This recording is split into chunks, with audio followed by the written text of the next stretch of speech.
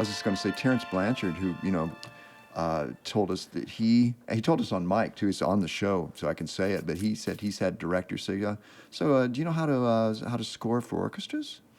This is we can put this on mic if you want, because like I would say one of the more, I want to say laughable, but it's actually not humorous, injustices in this industry is how I can walk into a room and sit down with a bunch of filmmakers and very convincingly tell them, yeah, I can do a hip hop score for your African American themed movie, and they take me 100% seriously. There's not a doubt in their mind that I could do that. But the reverse is not true, and that is really not fair, and that is one of the things I'm trying to fight against. Great. Let's do a couple of storyophonic questions, if we may. You came to music early, obviously called to it right away. Is there an alternate career if you didn't do music that you would be involved with? Yes, I think I would be a computer programmer. That is what I studied in college because my dad made me for 3 years.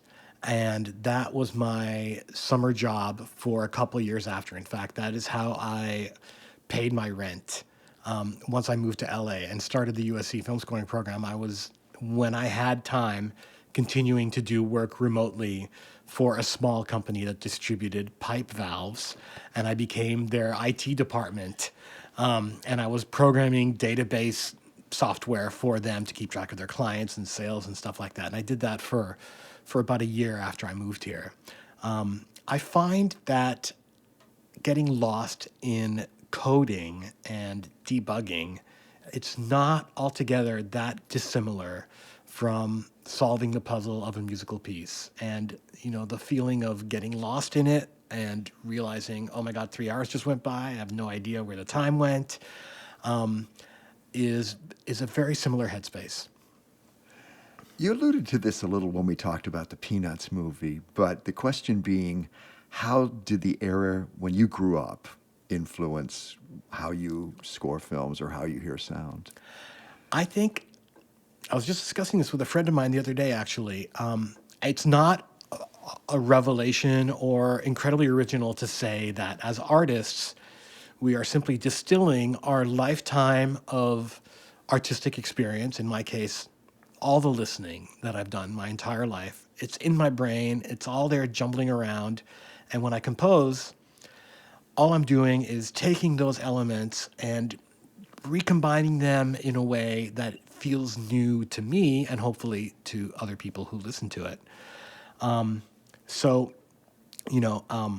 Like I was saying with Vince Guaraldi listening to Styx, Depeche Mode, Depeche Mode is still touring. I went to the Hollywood Bowl a few years ago to listen to them. And, after that concert, I felt like I need to take a cold shower because I was hearing idea after idea, songs I had forgotten existed. I'm like, oh, crap, that's where I get that from. Oh, no, that too. It was just like all these little turns of phrase and the way phrases repeat and develop. To me, I can just see so clearly how it all comes from 80s pop music. Even after, 140 scores and after really consciously trying to continuously evolve and stretch my orchestral chops, I think at its core, I'm still a child of pop music.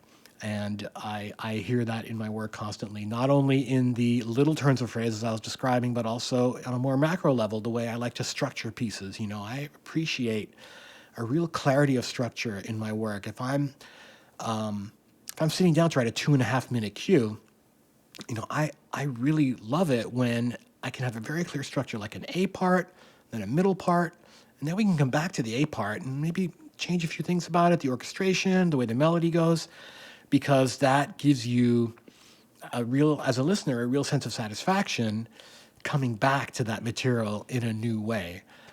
In fact, I can remember very specifically as a kid listening to pop music, and a lot of pop songs start off with the first verse.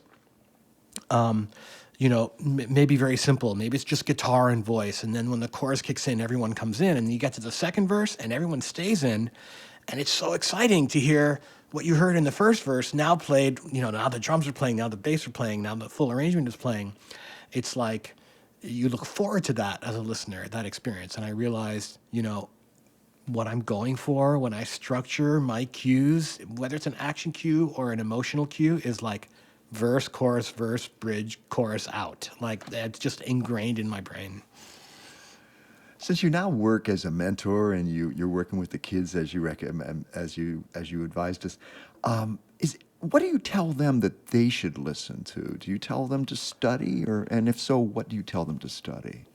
Well, I'm a big believer in study, but I'm not necessarily a big believer in being classical study or film music study or anything in particular. I think anything that gets you inside music, gets you thinking critically about how music is made, is constitutes excellent training as a musician. So what I would say is listen to what moves you, and then try to figure out why it moves you.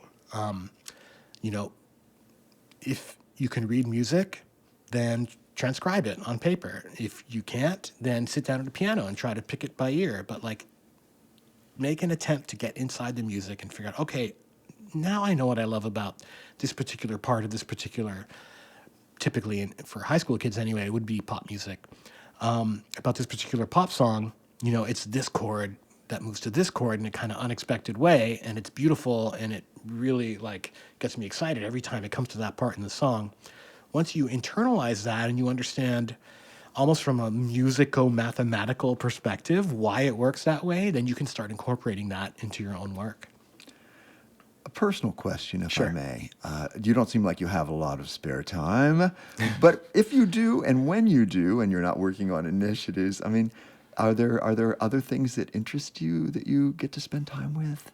I'm sad to say that there aren't a lot of things that I love to do besides music. And when I'm not doing music, I like to kind of let my brain chill. So I tend to watch TV and hang out with my cat and hang out with my girlfriend. And, I don't really have any non-musical hobbies. I have a lot of musical. I love listening to music. When I have a free moment, I'll turn this guy on and play with the cables and the knobs. But that's basically it. Well, Chris, it's great to meet you early in your career when I did, and it's been so interesting to see your progression. Still early, less early. I was still early, but to see your progression to this point of having such a great resume of work and such huge films now. Thank you. And you're always a joy to talk to, Christophe Beck. You too. Great pleasure to have you on Stereophonic. My pleasure as well. Thank you.